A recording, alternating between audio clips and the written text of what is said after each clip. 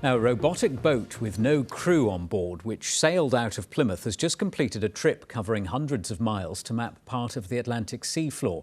The unmanned surface vessel has been demonstrating what can be achieved with the new technology hundreds of miles from base. Spotlight's John Ayres has more. It's a small vessel about to set off from Turnchapel Wharf. There's no one on board. The crew are back in an office in Essex. Long room, this is USV Max Lima remote ops, departing the Turnchapel Wharf and heading out into the Sound. No persons on board. This Sea Kit boat is heading from Plymouth on a 22-day voyage to the mid-Atlantic ridge, mapping the continental shelf. Really important for us because we know so little about what's underneath the sea. I think we've only mapped about 20% of what's under the sea, and to find out more is critical, I think, to finding out how the climate works and all the associated things with science and oceanography.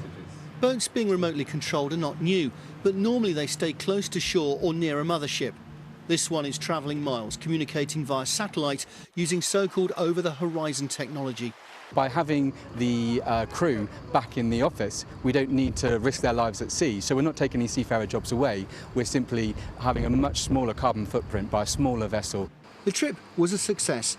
Throughout the journey, they still had to follow all the usual laws of the sea, including having a watch of 3, 24 hours a day.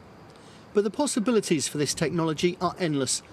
One day it could be used as a guard ship for the Navy or to inspect pipelines. John Ayres, BBC Spotlight, Plymouth.